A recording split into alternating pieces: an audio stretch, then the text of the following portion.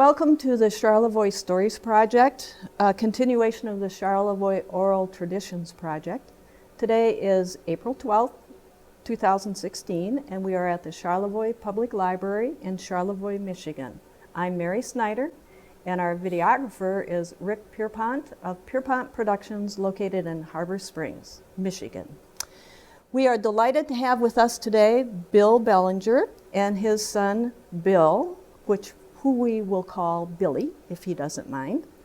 They are two of the generations that owned Bellinger Marine, which was located on the south shore of Round Lake in Charlevoix, Michigan. The business was started about 1949 or 1950, but before that it was Booth Fisheries. And I'm hoping that you can give us a little information on Booth Fisheries and the history of Booth Fisheries at that location first. Booth Fisheries was a fish packing plant, processing plant down in Chicago. Started down there by a gentleman by the name of Booth. Rumored to have connections with the gangsters in Chicago at the time. Started fishing up in Lake Superior first and then moved further south in the Great Lakes as the fisheries depleted. They were located in Petoskey and then eventually moved to Charlevoix. And when they moved to Charlevoix, they moved to a place on the north side of Round Lake. And in about 1921-22, they decided that they were going to build their own building and had bought some property. And so they decided to move. Well, when they moved, they had to put up ice first, because you have to, back in that day, and that was the 1920s, they had to pack the fish with ice to begin with, to help the process and for shipping it to Chicago. And so they built the first part of the building as an ice house. And it included real high ceilings. The walls were 12 inches thick. They were packed with sawdust to help insulate. They had 3 refrigeration rooms in part of the building, and they were refrigerated with salt and ice, very similar to what you do when you make homemade ice cream. They'd pour them down chutes. The process would cool the room, and on the bottom they'd drain out and drain into the ground, which was sort of interesting.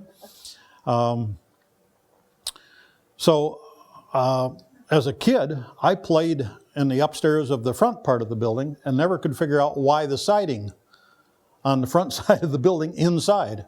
And that was the reason why. I come to find out later was that they built the second part of the building as an addition to it, and that contained a big upstairs area where they used to dry nets with or repair nets during the process, and the offices downstairs. And they take the ice from the ice house, pass it through, drop it in a crusher, and crush it, either to use for cooling the refrigerators or for packing the fish. And then they'd pack the fish, store them in a refrigerator until they had the proper load to put in a freight car and take it down to the depot, load it on train and ship it to Chicago or wherever it was going. Can you talk a little bit about the process of getting the ice? Where did they get that ice from? They cut some from Round Lake. They cut a lot of it off of Lake Charlevoix. My grandfather was either manager or assistant manager at one point, and they cut some off of Susan Lake one year because the lakes in town hadn't froze over. And it was reported it was terrible ice. It was too soft and too mushy to be much good, but it was the only ice they had, and they had to have ice. Fortunately, Lake Charlevoix froze over not too long after they got most of the ice they needed, and so they went back out and recut ice. And I'm sure they disposed of a lot of it that they'd cut from Susan Lake. So did they fill that whole building with ice then? Well, it would be 3/4 of that building they would fill with ice. And you have to imagine that that building probably was 18 feet tall on the inside. There was a record, and I don't have it, as to how much tonnage of ice that they put in. But they'd put a layer of ice in, layer of sawdust, layer of ice, layer of sawdust, and stack it up 18 feet high. So there was a lot of ice in there. In fact, when my dad bought the marina, or bought the property to make a marina, they hauled out sawdust and ice that had been, as you can imagine, under the compressed weight of all that ice, pushed down into the ground. And they hauled it out for 2 or 3 years after they'd bought the property, periodically going in and digging and finding more ice. So Booth Fisheries closed their operation here in Charlevoix around 1948, 49? 49. Okay. I believe, I'm not sure exactly when they closed, but the property was bought in 49, 50. It was bought in a December, January period. So Dad actually owned the property in 1950 when he started the marina there. How did he go about acquiring that property? He and his wife, my mother, sold their house to raise funds. My Uncle Charlie Bellinger, who was a jeweler here in town, became a silent partner, adding funds as well. And the whole property was able to be purchased because my grandfather was manager and had sort of a first right of refusal type thing at a discount to buy the property from Booth as they were moving out of the Great Lakes due to the lack of fishing. Do you have any idea of what they paid for all of that? I have no idea. I never heard, I never saw. I had, records of different things, but that was one thing I had no record of. Do you know how big that property was? It had about 180 feet on the shore. It had about 220 feet on land, which was sort of odd, but when you stop and think about it being a lake, it's round, it's tapered, and the property is tapered. So always the shoreline is normally a little less than what the street would be, not being square.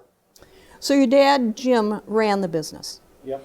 And can you give us a little bit of his background that shows that he had an interest in boat building? Yeah. Well, Dad grew up in Charlevoix, down by the bridge. My grandfather, Will, had a tendency to build boats. He made model boats and sold them in his store. He had a little store down there that more like a dime store type thing. It included everything. You could buy musical instruments because he was a musician, played in the city band for years. You could buy sporting goods. You could buy postcards that he actually took of the Charlevoix area that are still circulating. I've found a few of them over the years. He did a lot of different things, but he also made model boats and half hulls. He was always interested in finding the newest hull that he could look at. So in the boating magazines back then, they'd put part of a blueprint in, enough that he could make the half hull, and we made them in small sizes and then would hang them on the wall and sell them if he didn't like them. If he liked them, he'd think about making a boat.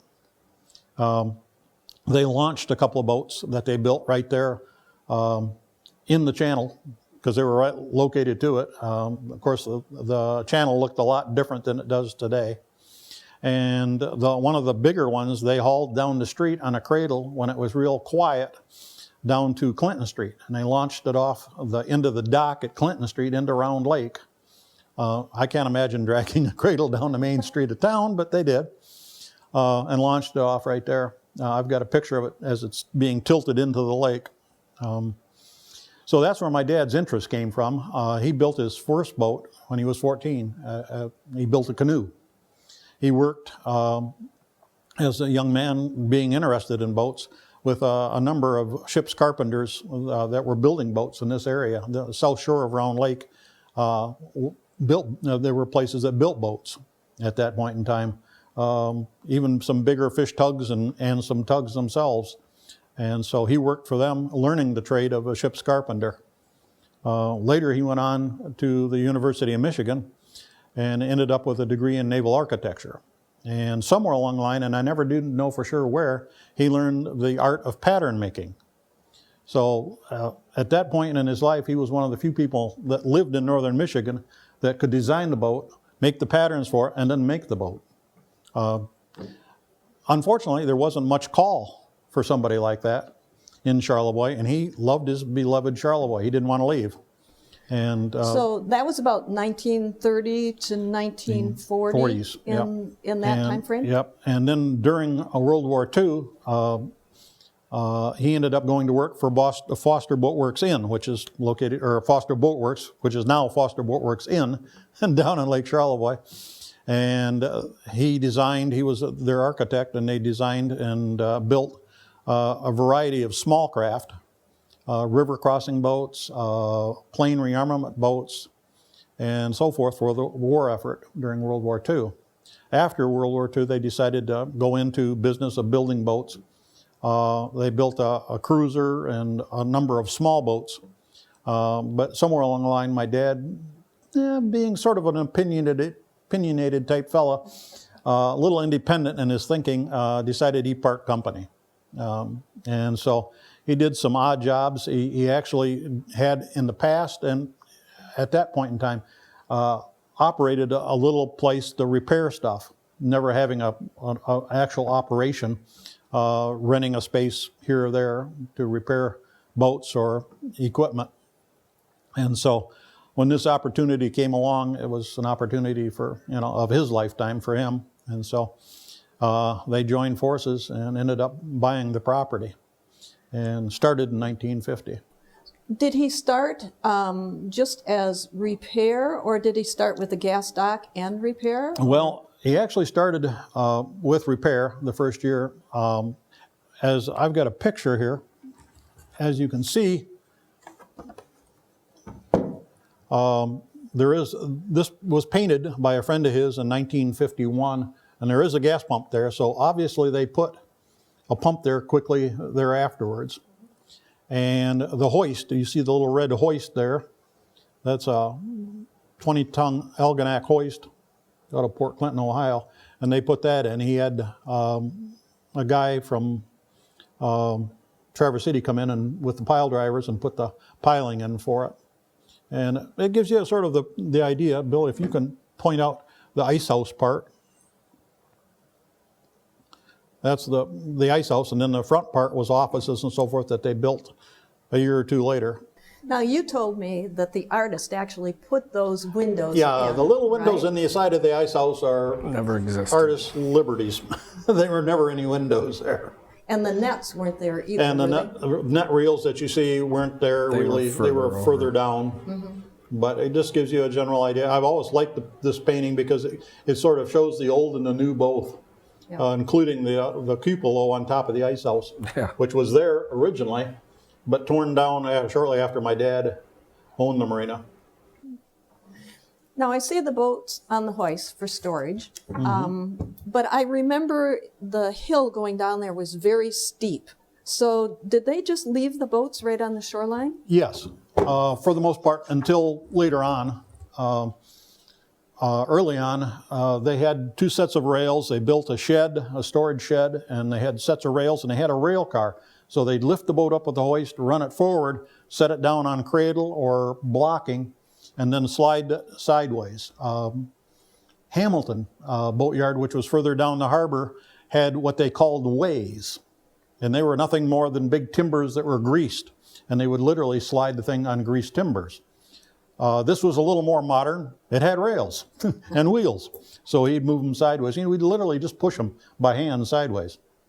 Take 4 or 5 guys and push them sideways. And so they would store there for the winter. Well, explain to me how we got them out of the water. Well, they would lift them with the hoist. Oh, okay. Out of the water, and then the hoist ran ashore and would set them down on the car itself. So. Okay. But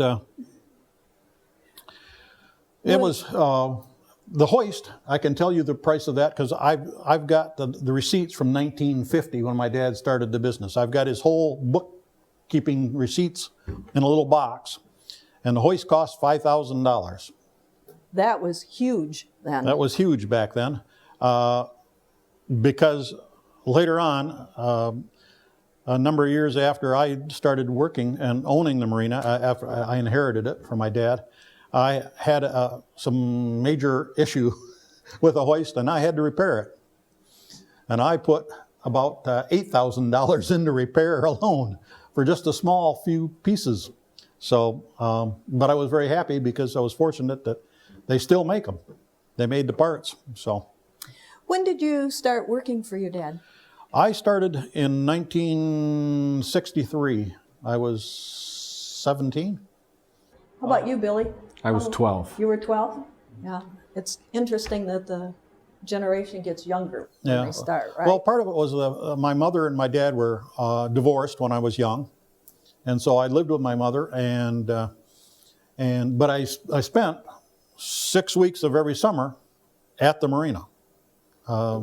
And so I played around there. I got poison ivy around there. I did all sorts of things that you would think of as kids until I became, I think 13, something like that, where I started to need maybe some kind of a summer job. And in fact, actually, I water skied for the 2 years prior to that out of there. My dad had given me a little aluminum boat with an outboard motor on it, and we water skied in Lake Charlevoix every day. It was nice. Did you actually live above the... When my parents first bought it, they were married at that point in time. They bought the property, and we actually lived upstairs in this huge empty space for the summer. Actually for the spring and the summer, and then when the fall came and it got real cold, my mother decided she didn't want to live there anymore. She wanted warmth, so we moved to a small house here in town. And it was a year or so after that they got a divorce. Had nothing to do with the marina, but so anyway, having grown up around the place, I knew every inch of it as a kid, and so. Going to work there, I had a summer job the year before, at age 16, washing dishes in a restaurant in Northport, and decided that wasn't really all that much interesting. And so that winter, my dad offered me a job at the marina, and his exact words were, "Do you want to work at the marina?" And I said, "Yes." And he said, "Okay, just remember one thing. You'll start at the low end of the totem pole." And he was correct. I did. I washed toilets, I sanded bottoms of boats, and I did all of the grubby things that nobody else did or wanted to do anyway. They may have done them with me, but they didn't want to. So I started working that business from the bottom up. My dad had a great crew working for him at the marina. Actually, one of the members of that crew is ownership of a marina here in town today called Bellinger Marine. They literally took over our business and a lot of our customers after we went out. And that's where the hoist is. And that's actually where the hoist is. The hoist is still in operation today at Bellinger Marine. Huh. So I went to school, graduated from high school in Sutton's Bay. That's where my parents were living, or my mother was living at the time. 2 days after I graduated, I was in Waukegan, Illinois, and at outboard school for 2 weeks, and then came back as their chief outboard mechanic, which was absolutely insane because I didn't have that much experience. So I had to learn real quick. Never was a great outboard mechanic, but I was a good one. And learned, like I say, learned the business from the bottom up. Eventually, in 1987, my dad passed away, and I inherited the marina. Now, your dad, when he had it, was he doing mostly boat repair? Did he do any boat building at that time? Well, in 1950, when they bought the property, one of the first boats that was put on that property was a sailboat that he was in the middle of building. And the one upstairs, my boat. And the one upstairs, he had built an outboard boat that was based on designs from an outboard from Foster Boatworks. Mm-hmm. And that sat upstairs on a cradle, unfinished for years, covered up most of the time with a piece of canvas. The sailboat he finished off as quickly as he could and sold it, obviously to have some more cash flow for the marina. I found it years later down in Florida, in Biscayne Bay actually, and was able to go down and take pictures of it.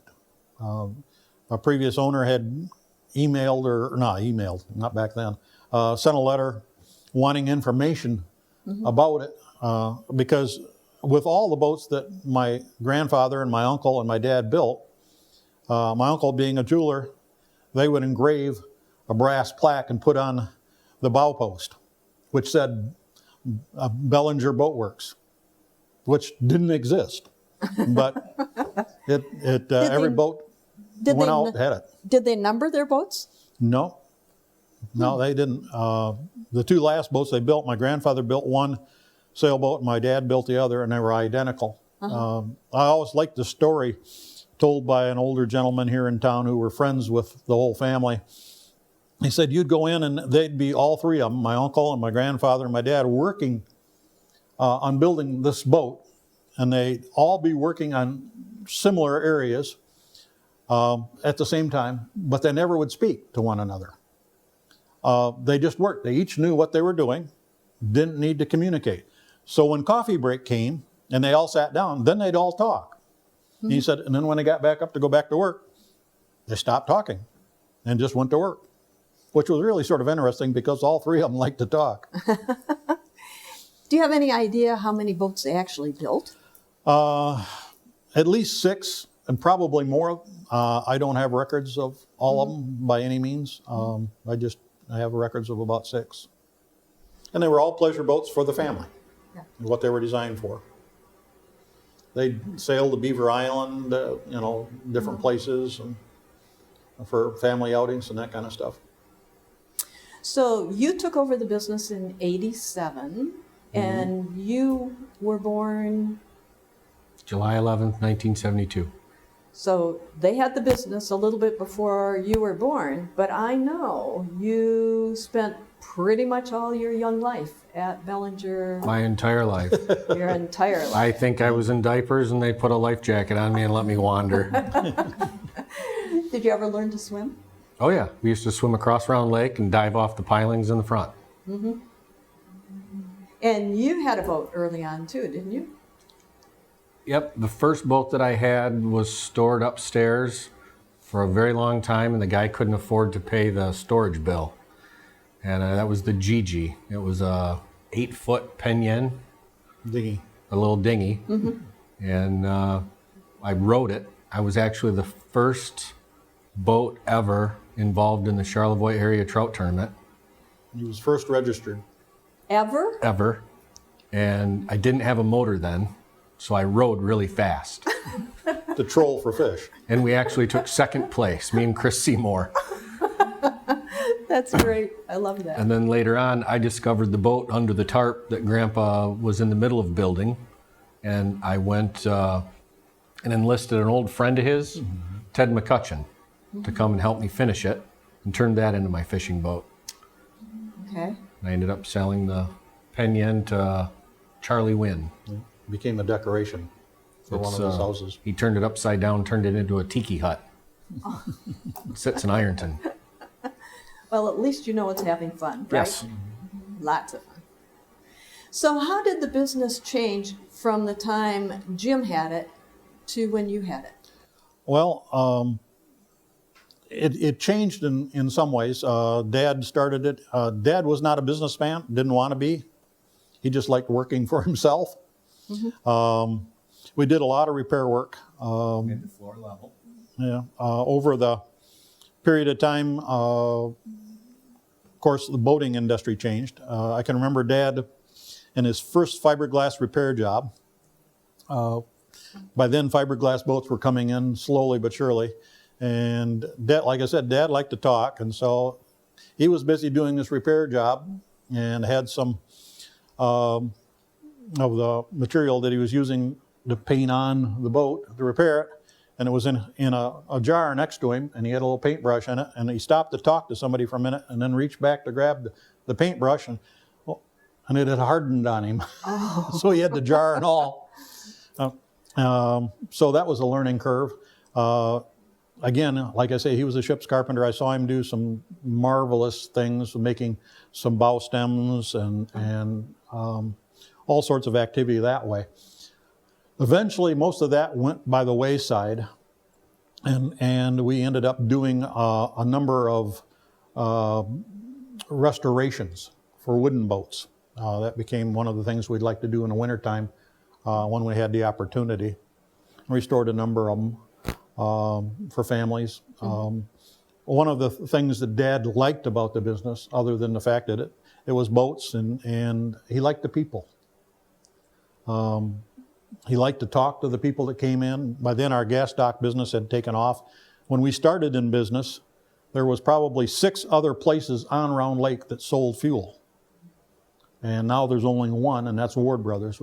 When we went out of business, there was only 2 of us.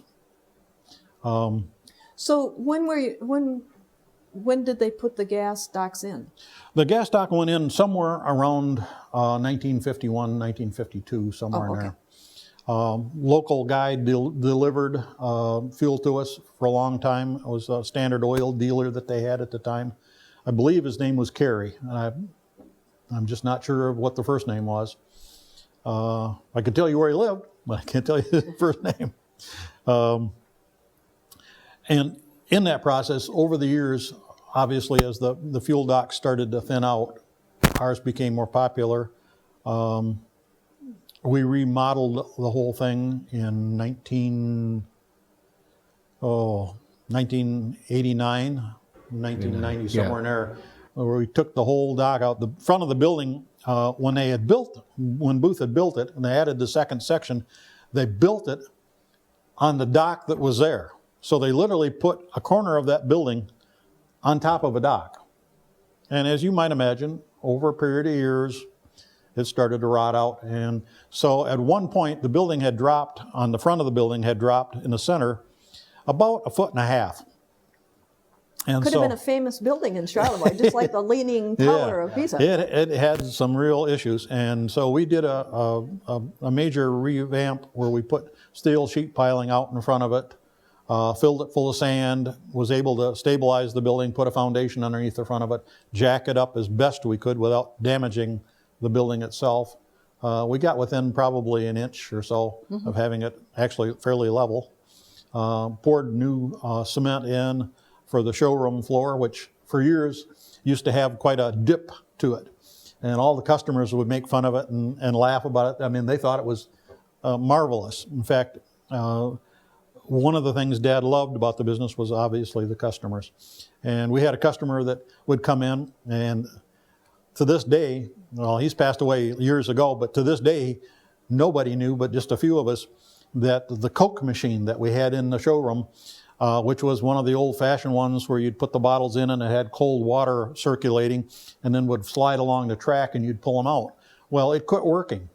So we took the track system out and just had the cold water in there.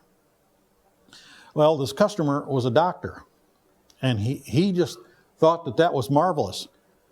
And he thought the water was some kind of spring water. And so before we could stop him one day, he grabbed a cup and and drank the water. And then we were scared to tell him, so we never did tell him. To this day, he didn't know that water wasn't really probably drinkable. But he drank it every time he came in because it was cold. And so we had customers like that.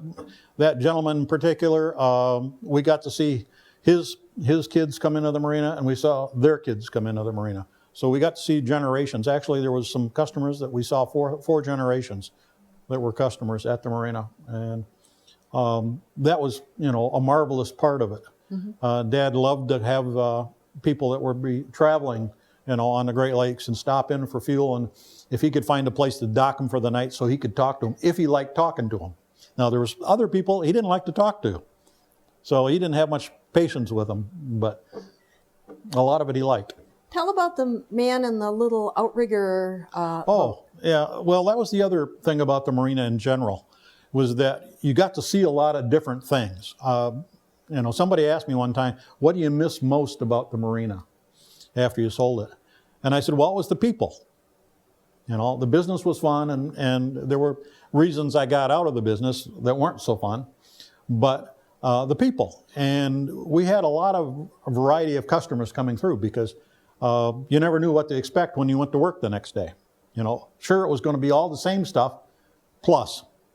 And one day in terrible weather, we look out on Round Lake, and coming across from the bridge is this dugout canoe with a sponson, canoe on the side of it to keep it stabilized. The closer it got, the worse it looked. It was, maybe 25 feet long, maybe. Its mast was a carved stick. Had to be a branch from a tree somewhere. And as he got close to the dock, we helped tie him up, like we would any customer. He looked like a drowned rat, disheveled, and he was wanting some fuel. He had a little gas can, and he had a five horse, I think it was, Johnson outboard motor on the back that he needed a part for. As we started talking to him, found out this guy had come from Africa in this canoe. He had sailed across the Atlantic.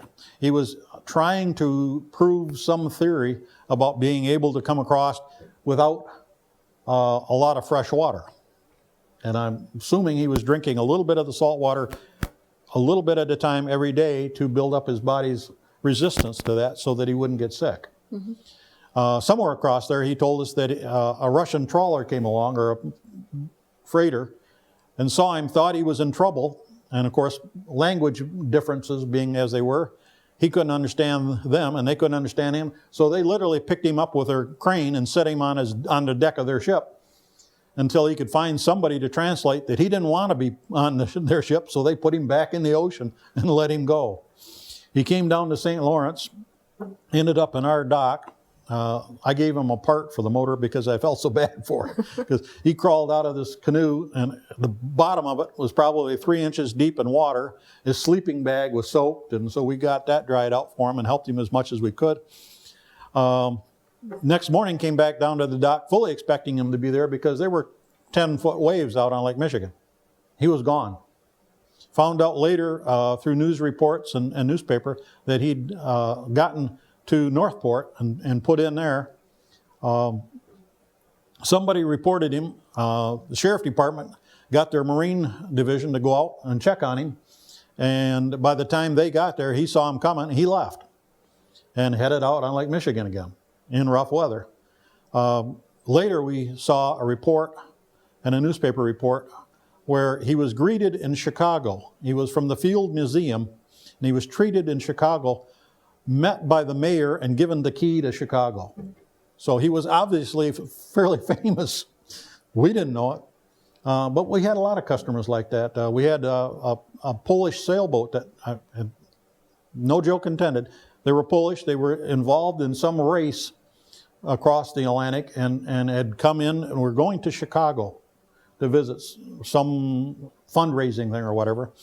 Came into the channel at night, didn't read the signs or couldn't read the signs, so they tied up in the channel till the next morning when the bridge tender saw them and came over and hollered at them as to why they were tied up there. And they said, because the bridge is closed.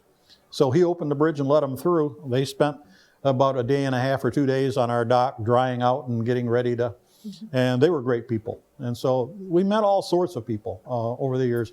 This picture here is of my dad standing on our gas dock.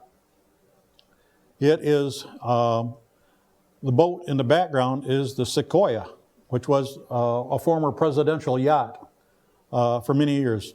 Eisenhower teed off golf balls on the upper cabin into the lake, and it was more of a river boat than a lake boat. So it was sort of a shaky trip coming in the Great Lakes, but they were traveling the Great Lakes and all over trying to raise funds to preserve it. And I don't know if they ever accomplished their purpose or not, but that was Dad standing in front of it. They spent about a day and a half on our dock as well. But again, it was the customers and the people that made the difference in the business. Eventually, John Wynn from Four Winds Boats came to me and made me an offer. Was actually the first honest offer that we ever had for the property. Although over the years there were people that would, make comments, I'd like to buy this or whatever, but nobody ever made an offer any kind of a firm offer anyway.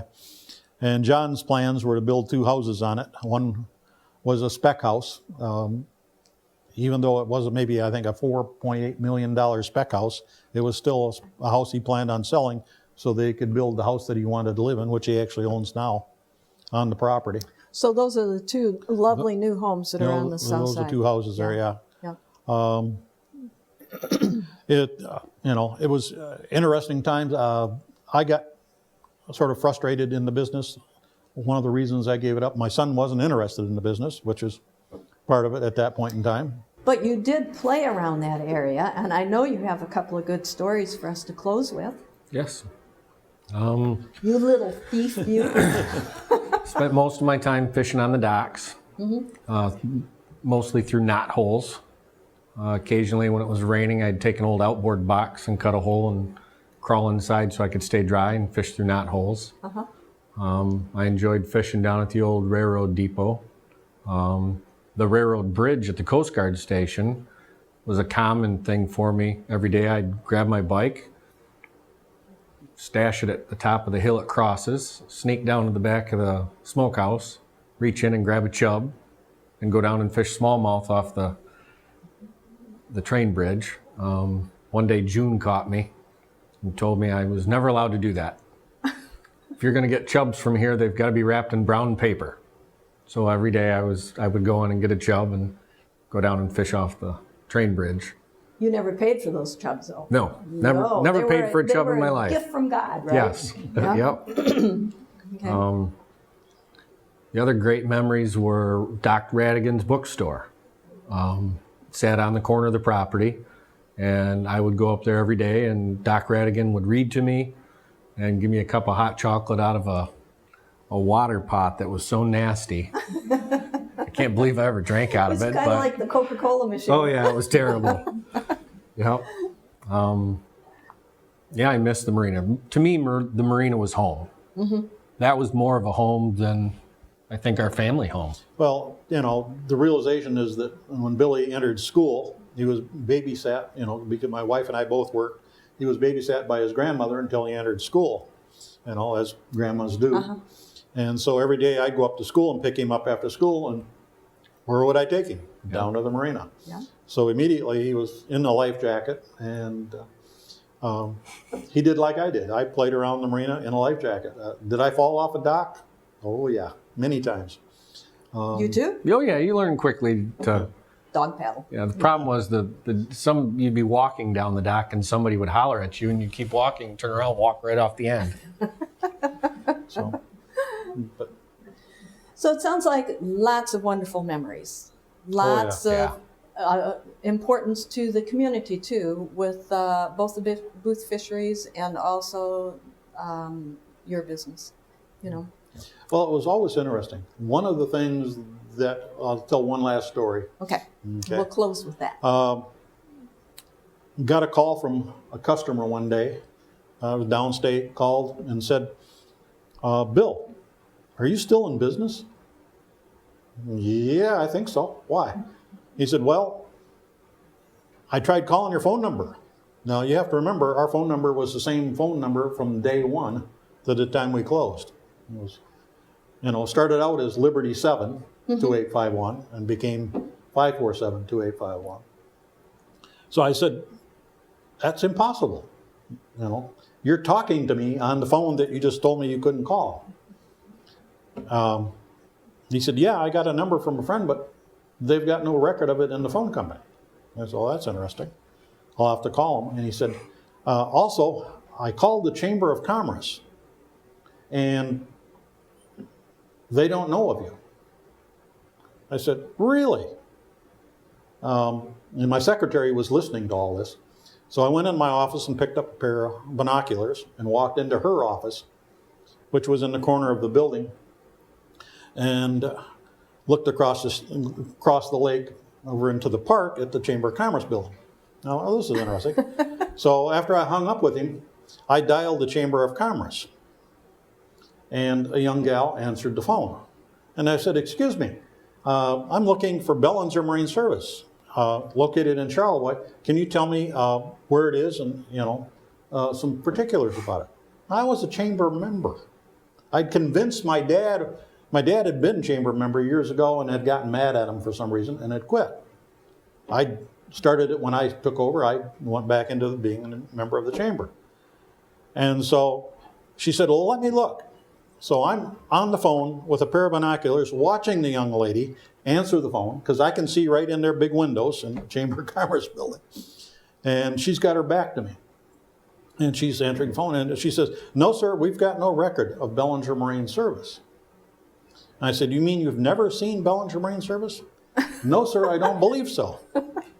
I said, are you standing in your office on the phone? And she said, yes, sir. I said, could you turn around to 180 degrees?